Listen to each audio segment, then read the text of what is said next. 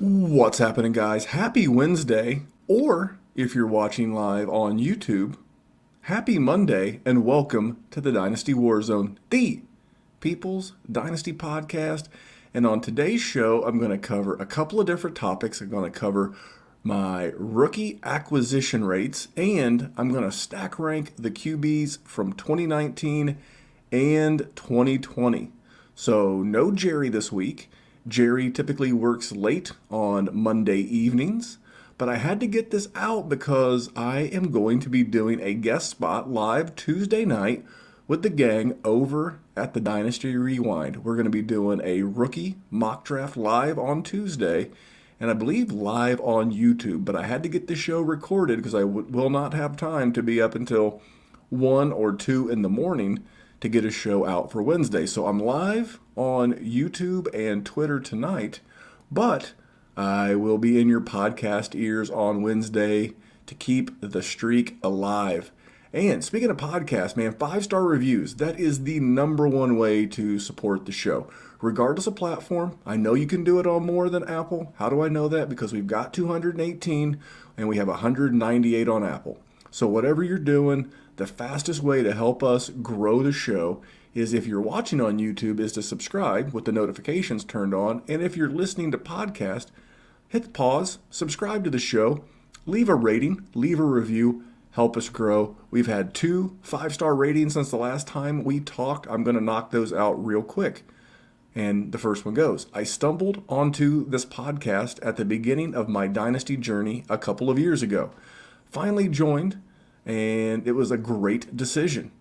Awesome group, and just a lot of fun. Highly recommend. And that is from B1274949.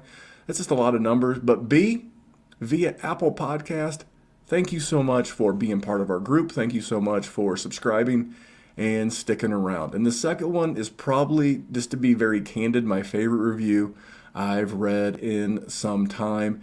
And this one reads, I have listened for a few months and have stuck around. The least I could do is donate that 10 seconds. Thanks for the entertainment and takes from the entire team.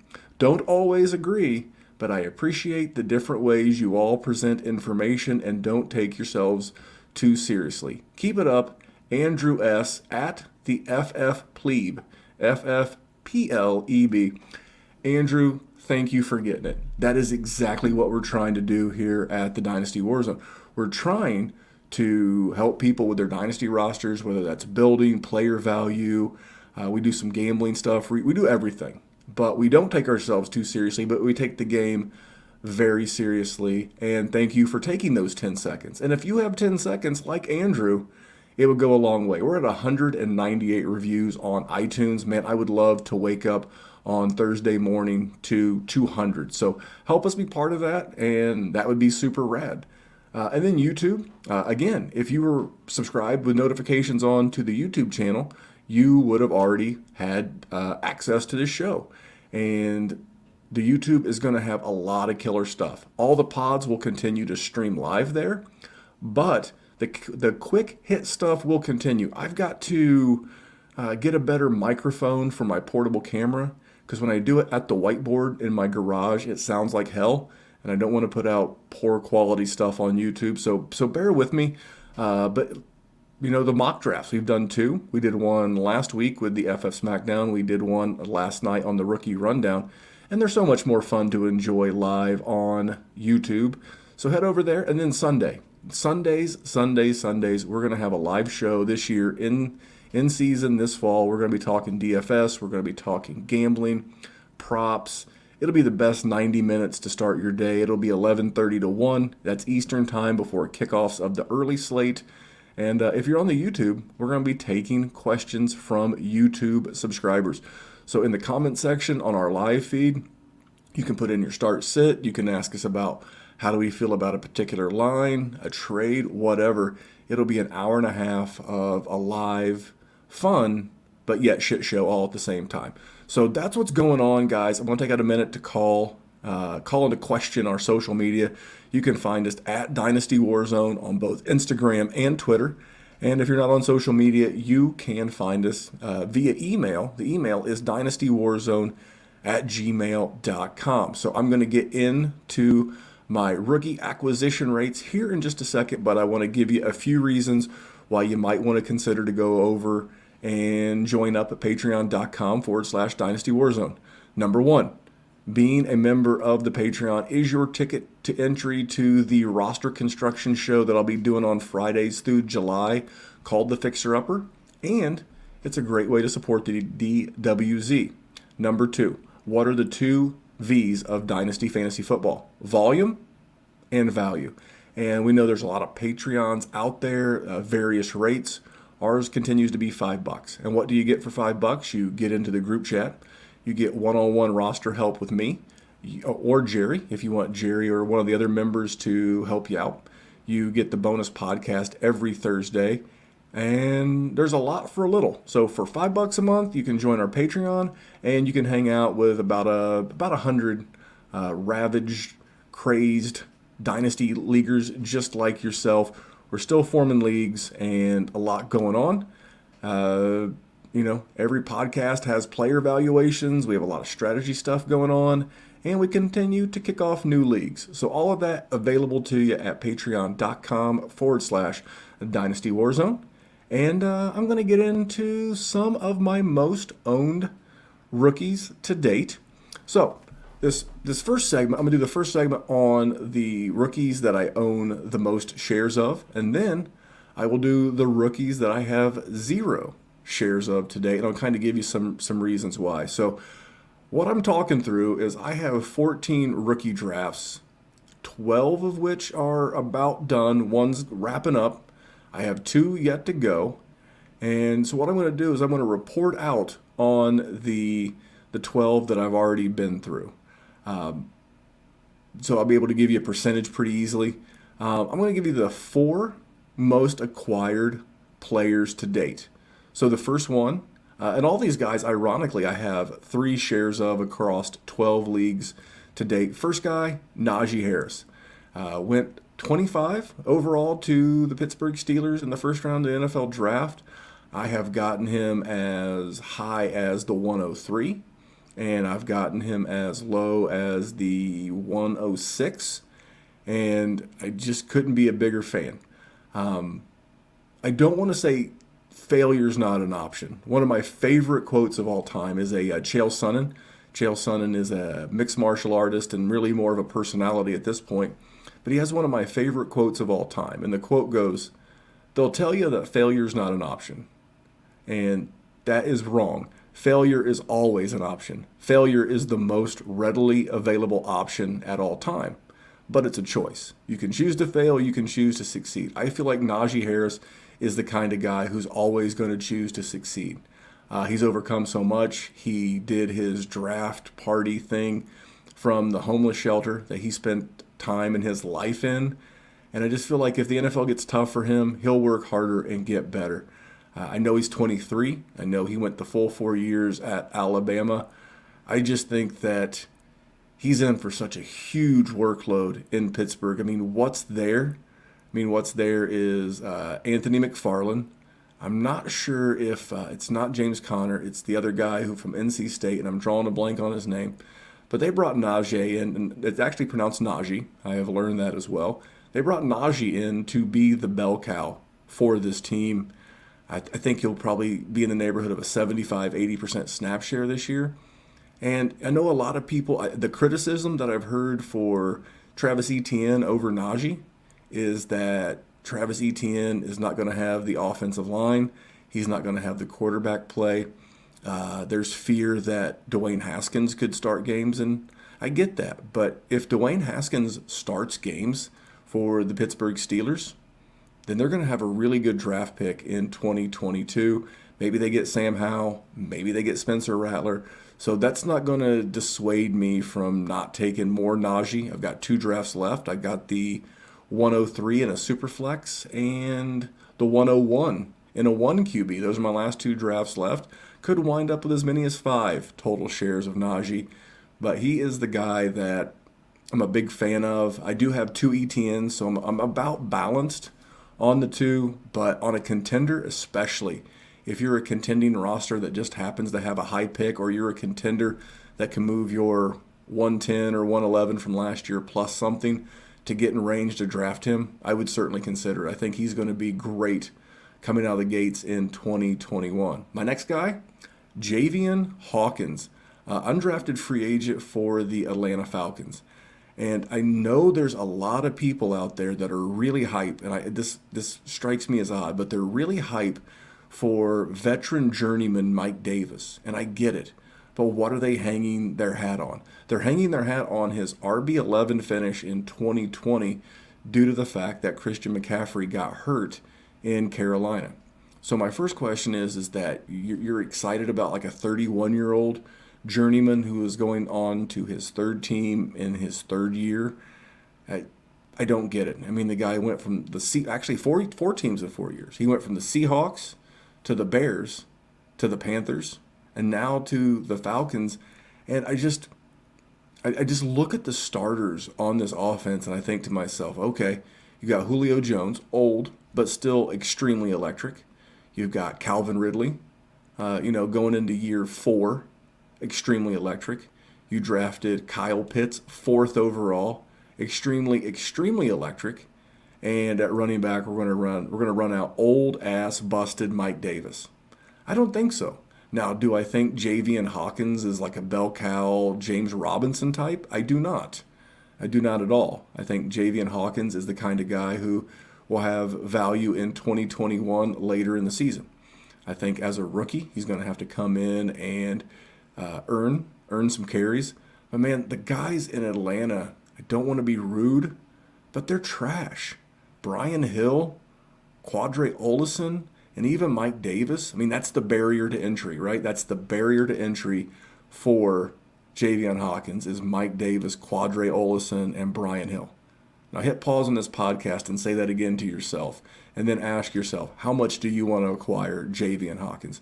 I've been getting him in the mid to late 4th round in a lot of leagues, and I think there's a great value. Do I think I'm going to get the next James Robinson? No.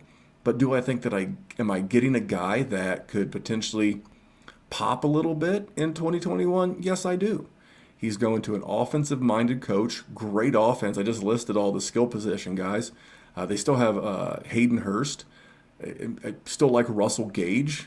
I mean, that's a good-ass offense. And if they want some juice, man, I could see Javian Hawkins being the juice in that backfield. So where I'm getting him, again, mid to late 4th, even the 5th, absolute steal. That is the guy that I also have 3 copies of across my 12 drafts. So again, Naji and Javian, 25% acquisition rate on both those guys. This next guy, kind of a bit of a homer pick, and I don't have my soundboard hooked up. Kind of a homer pick, but Kyler Grayson, taken in the 4th round by the Indianapolis Colts. If you've listened to this show for any length of time, you know that I am a big Indianapolis Colts fan, but I'm also trying to leave my analyst hat on and be very, very aware of what I'm putting out there. Now, I do have 3 copies of Kyler as well, so again, 25% acquisition rate. And why do I like him? I like this offense, guys. What are his barriers to entry with the Colts? It's Mo Alley-Cox, which we've seen flashes of, and they did put a 2nd-round tender on in restricted free agency, but I don't know. I'm not overly intimidated or scared by Mo Alley. And then Jack Doyle. Jack Doyle, great guy, has a little bit of an injury history, and it's worth a shot. I mean, where you're getting him, I got him in, again, the mid-4th round, some 3rd round, even in some tight end premium leagues. I don't think 3rd round, but 4th round for sure. And I missed out on him in an auction. He went for like $18. To put that in perspective, Kyle Pitts went for $660 in this auction. This guy went for $18. And I'm just banking on the offense. You know, we saw Trey Burton last year in the Indy offense. We saw him, have some flashes. Do I think that they'll ever settle on one? No. But this is the kind of lottery ticket that you're looking to put on taxi squads. Why wouldn't you put a Kyler Grayson on your taxi squad? And if he hits, he hits. If you put him on your taxi squad and they were to cut Jack Doyle after the end of the season and it's him and Mo Alley, okay. A lot of tight ends have broken out in year 3 plus. I mean, we just saw Logan Thomas. I don't think that Kyler Grayson will ever be a Logan Thomas, but he's got potential. And the offense is right, and the quarterback likes the tight end.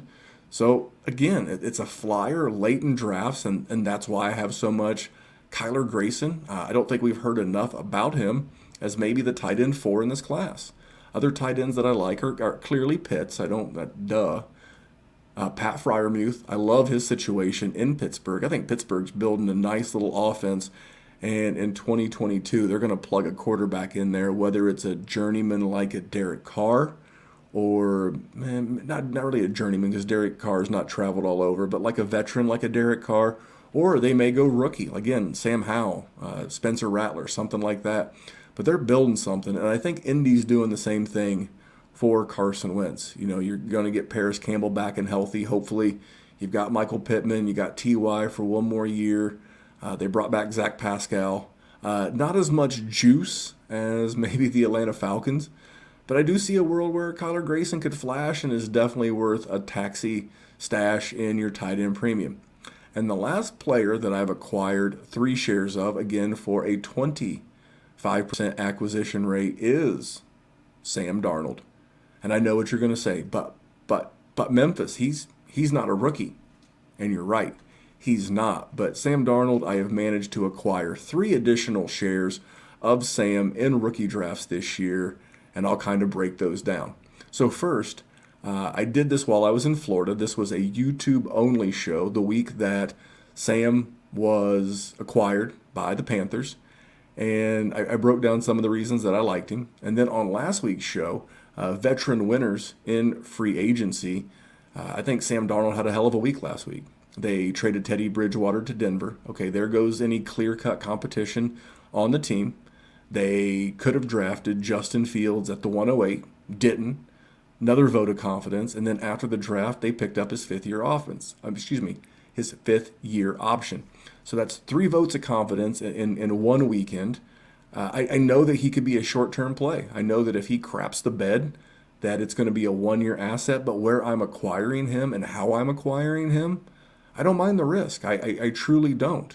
I'm getting Joe Brady as the offensive coordinator, who made Teddy Bridgewater the QB 18. So I'm acquiring, I feel like even if he can just throw 15 touchdowns like Teddy, I can get a mid-level QB2 out of Sam. And I'm getting Christian McCaffrey. I'm getting DJ Moore, Robbie Anderson, Terrace Marshall, Matt Rule, an improved offensive line. So I love it. So how did I acquire him? Well, I acquired him in 3 leagues. 1 league in Trade Addict 7, Superflex League. I gave up the 109, and in return, I got Sam Darnold and a 2022 second. Now, I'm a contender in this league. I'm actually the back-to-back champion, and I've got Carson Wentz. I had Tom Brady. I did trade Tom Brady during this draft as well. I've got Carson Wentz. I've got Josh Allen. Needed a QB3. Wasn't sure of what I would be getting out of Mac Jones, who was the only QB left on the board at this time. And I'm clearly into Sam Darnold. So I traded my 109, got back that second, and got Sam Darnold. So I put a little draft capital back on my roster, and I got Sam in another league, Dynasty, the Ultimate Dynasty Podcasters League. I traded the 110. And it worked out. Again, this is a league where I have Tom Brady and Jared Goff. No real other QB on the board. And my gamble paid off. I would not have gotten a QB at 110. So getting Sam at 110 fills a need on a team where I can contend. I've got Stephon Diggs. I've got George Kittle. I've got Kenny Galladay. I've got Cooper Kupp. I've got Cam Akers. I've got Austin Eckler. So this is a team that I can clearly contend with, but I need that third quarterback in case something happens or in case Jared Goff just reverts back to rookie year Jared Goff. So that's how I managed to acquire 3 additional shares. Oh, and the 4th one, I traded the 111 straight up with our very own Kyle of the FF SmackDown. This is a Superflex IDP league. I gave up the 111. Again, similar situation. I had 2 QBs. One was Joe Burrow, one was Carson Wentz. And why not add a third quarterback to the mix? I would like to think I can compete in this league. Got another solid team. So those are the guys. I've managed to acquire 3 copies of all of those guys across 12 leagues. So all 4 of those guys, 25% ownership acquisition rate. I am now going to transition to 4 guys I have zero shares of to date. Doesn't mean that I won't. It just means that I haven't. First guy, Justin Fields. I know that I feel like I'm all alone. I'm alone on an island with Justin Fields. Now, in fairness, I'm going to do my stack rankings of quarterbacks here in just a minute. But Justin Fields, so here's the head scratcher for me. About 2 weeks ago, the Dynasty and Fantasy world thought that Ryan Pace and Matt Nagy were less than brilliant. Evan Silva and the Podfather did a takedown episode of the Chicago Bears and their tenure as the front office and head coach there in Chicago. And now all of a sudden these guys gave up a ton of draft capital to go up to get Justin Fields, and all is forgiven. And I don't really understand that. I like the fact that they're invested in him. Some of the things that make me nervous is Matt Nagy. The one thing that Mitchell Trubisky did well, the one thing, not a great thrower of the football. I do not disagree with that. Not a great thrower of the football, but he was a good runner. He was a good scrambler. And they never really did a lot of designed runs for him. So my fear for Justin Fields is Matt Nagy my offense is my offense, and you're going to run my offense, or, is he going to get a new offensive coordinator and head coach next year? I don't know. I have a lot of questions with this landing spot. I'm asking myself, why did Denver pass on him when they clearly are interested in the quarterback? Every report you read, they're interested in Aaron Rodgers. They've had talks with other teams about other quarterbacks. The Carolina Panthers passed on him. I think David Tepper is one of the sharpest owners in the league, and certainly one of the richest from his time on Wall Street as a hedge fund guy. Just the San Francisco 49ers gave up 3 picks to go up and get Trey Lance. So what am I not seeing with Justin Fields? Now, in fairness, he is still my QB3 in the class. I have it as T-Law, I have it as Lance, and I have it as Fields. But as of where he's been going, which has been consistently around the 103 in Superflex, that's more than I want to pay. I have a 103 left. I have 2 drafts left, and in one of those 2 drafts, I am at the 103, and it is a Superflex. And as of today, my 3 QBs in that league are Carson Wentz. I have a lot of Carson Wentz in case you couldn't tell. Carson Wentz, Jimmy Garoppolo, and maybe Dak. I don't remember, but I could use a more solid QB3. I would love if someone took Fields or Naji or someone else at 102 so that Lance slid to me at 103 so I could stack him and Jimmy G, as I think Lance is going to be an asset you're going to have to be patient with. But we'll see. I don't see myself acquiring any Justin Fields. So that's why, as of today, at his current ADP, I have 0 shares. This next guy will probably get me a little bit of hate, but, I'd rather be honest with you and have you respect me than lie to you and have you love me. That's Kyle Pitts. 0 shares to date. The one league where I had a realistic shot of getting him would have been in that auction, but I didn't have enough money. $660 some odd was more than I had to spend. And where I've drafted in the top 3 or 4, he was gone. I had 104, 105, and in the 104, it was a tight end premium must start 2, and he was the second player off the board. It went T-Law, it went Pitts. I've not really been in a position where I've been staring down the draft board, and he's been on it when I've been on the clock. I can't tell you that I would pull the trigger. For me, I have him as the 6th player off the board in a Superflex tight end premium. I know that will not be popular with some, but I have my board as T-Law, as Lance, as Naji, as ETN, as Fields, as Pitts. Those are my top 6 as of today. Doesn't mean that I don't like Pitts. It just means that for him to return that draft capital, he's going to have to be top 6 as a rookie and then move into top 3 starting in 2022. Can he do it? Absolutely. Will he do it? I have no idea. And if I'm drafting 101, 102, 103 in a Superflex tight end premium, I would much rather go with one of the quarterbacks or running backs and then get Pat Fryermuth at the turn at the 203. I love his situation in Pittsburgh. I mentioned that earlier. So where he's going, I have yet to wrangle up any Kyle Pitts. My third guy, number 3, Rashad Bateman. This is less about the talent and more about the situation. I'm not going to beat you guys about the head and neck with numbers, as we've already done that. But I don't like the fact that he was smaller than advertised, and that's not to be a surprise. College programs lie all the time about how tall a player is, how much a player weighs, and that's cool. But, to be 6 foot flat and 190 pounds, and it's the volume. It's just simple mathematics. I've done the math. Our boy, Lamar Jackson, he attempts 26.9 passes per game over his 30 games as a starter. He completes about 65%. That's about 17 balls a game. So Rashad Bateman would literally have to get like 7 of 17 completions on the reg to be in that wide receiver 1 category. I think on your dynasty and fantasy teams, he's going to be a wide receiver 2-3. And this is just a very positive game script team. They're not going to be behind a lot. There's going to be Hollywood. There's going to be the tight end. Andrews, Mark Andrews.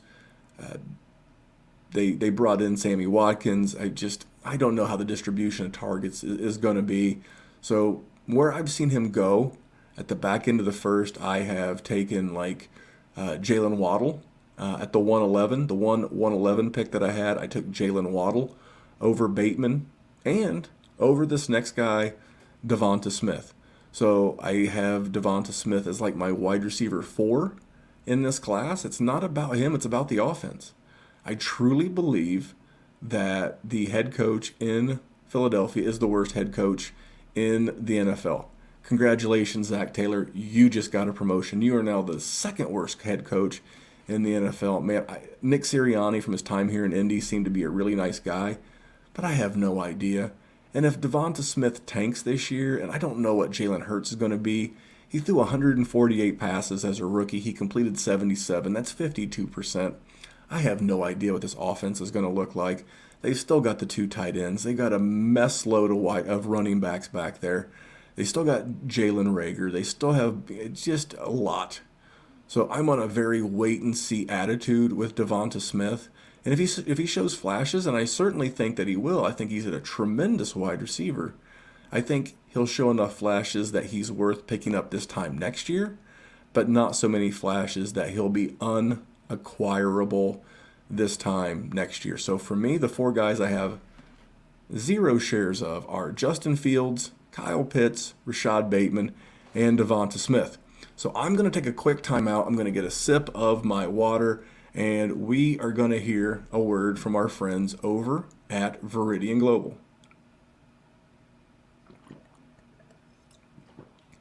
All right, for those of you on the YouTube, you got to enjoy that sip of water with me.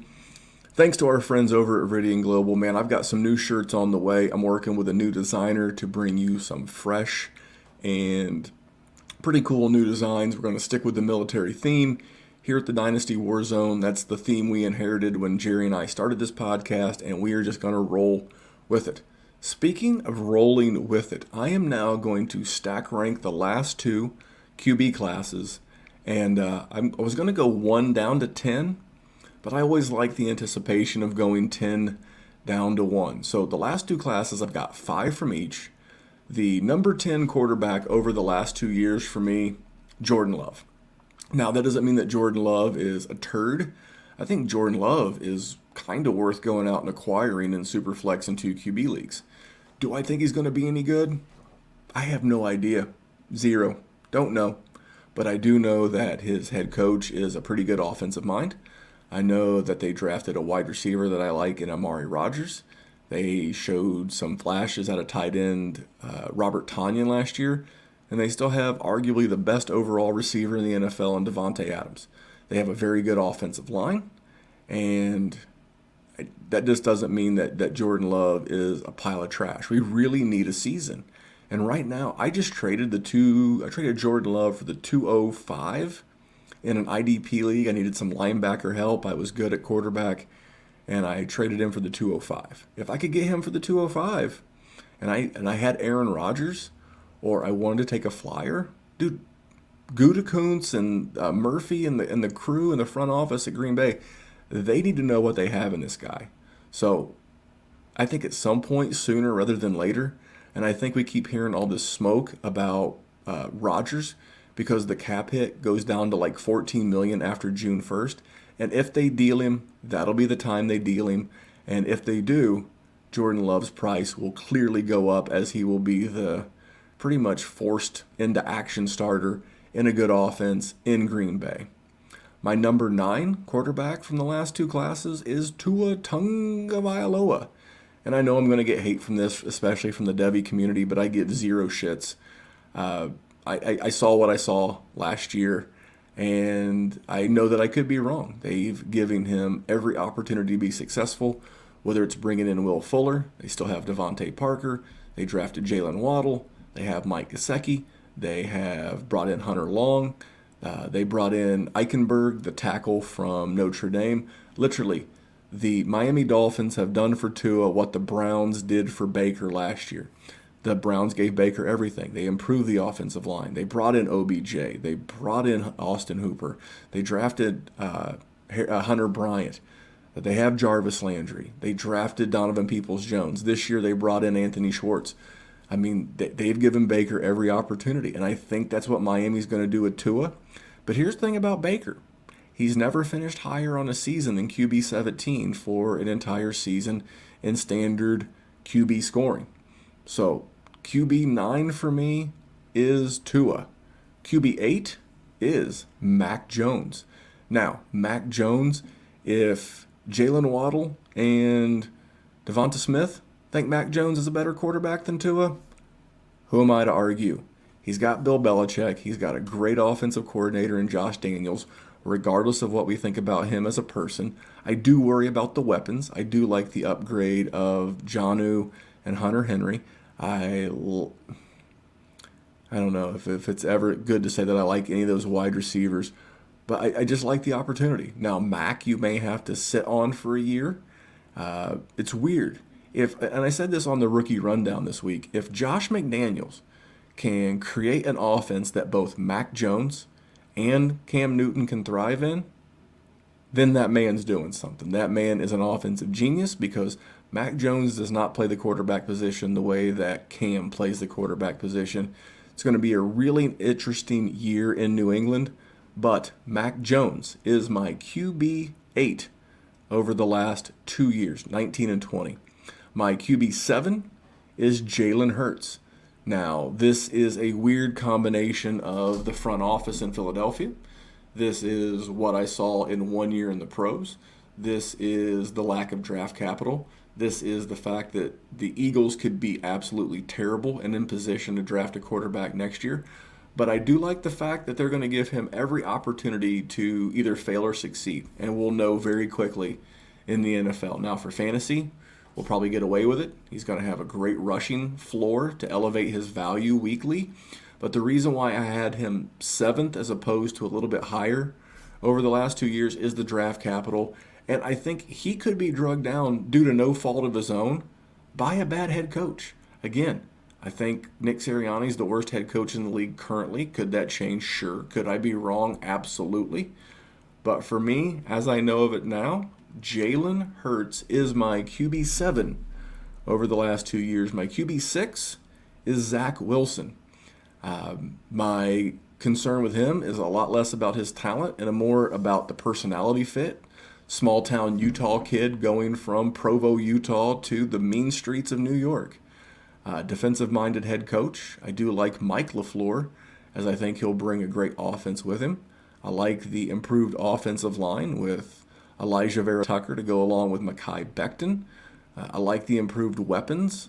Not sure about Michael Carter, LaMichael Pirine. I don't know how that backfield is going to shake out. They could have brought in a tight end. Maybe Chris Herndon is finally a thing. Absolutely love Elijah Moore, Denzel Mims, Corey Davis. So I see a world where he could be productive. It's really going to come down to his fit in the offense and When are they going to give him an alpha wide receiver and an alpha wide receiver one? And if anyone pops up in my mentions and tells me that Denzel Mims is an alpha one, I will slap you.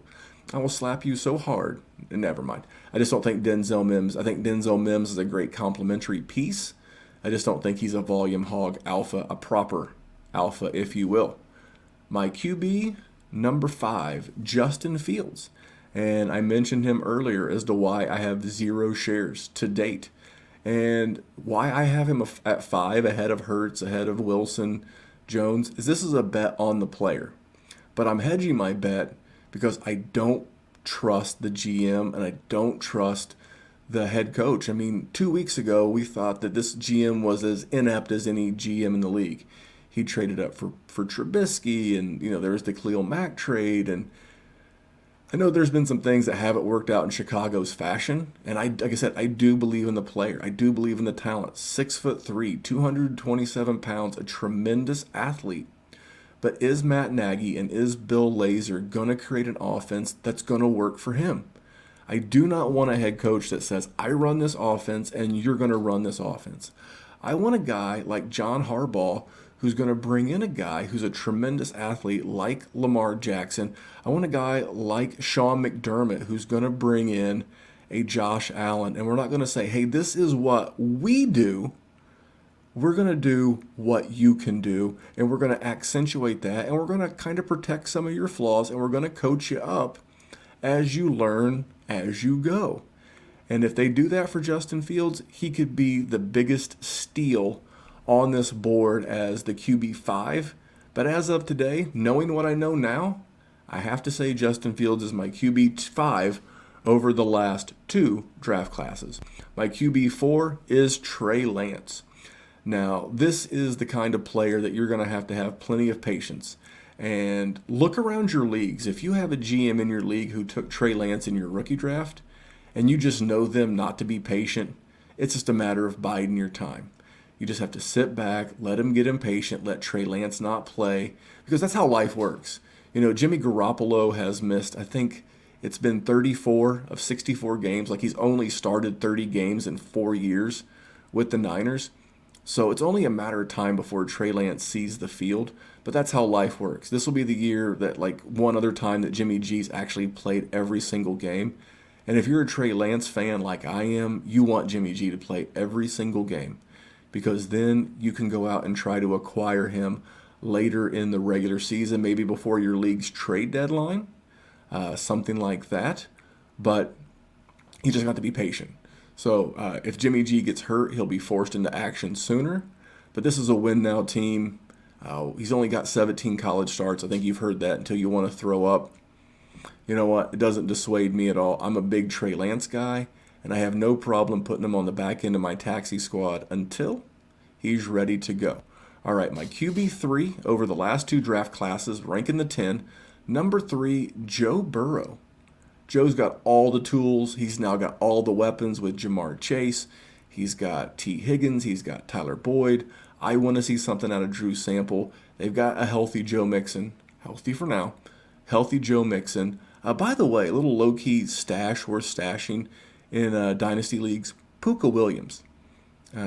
Not necessarily the greatest running back in the world, but I think the guy's good enough to steal just a little bit of work. Maybe not the entire Giovanni Bernard role, but might steal enough to where he could be useful or flippable in your Dynasty roster. And in my rookie drafts, he's went very late. But back to Joe Burrow. Again, all the tools, all the weapons. My only fear for Joe Burrow is the ownership, which is the ownership / GM, Mike Brown. He's still managing and running this team like it's 1984, and he is yet to bring this thing into the new millennium. And the head coach. I did congratulate Zach Taylor earlier. Now that Nick Sirianni's in the league, Zach Taylor is no longer the worst head coach in the league. I just believe he's the second worst head coach in the league.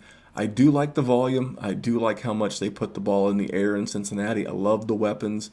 I love the fact that the defense is bad. They play it in a division where offense is going to be needed to keep up, because you got Lamar and the Ravens, you got Ben and the Steelers, you got Baker and the Browns. And so Joe Burrow is going to put fantasy points in your roster, on your team, each and every week. Now, my QB2 over the last 2 years, 10 quarterback rankings total, it is Trevor Lawrence.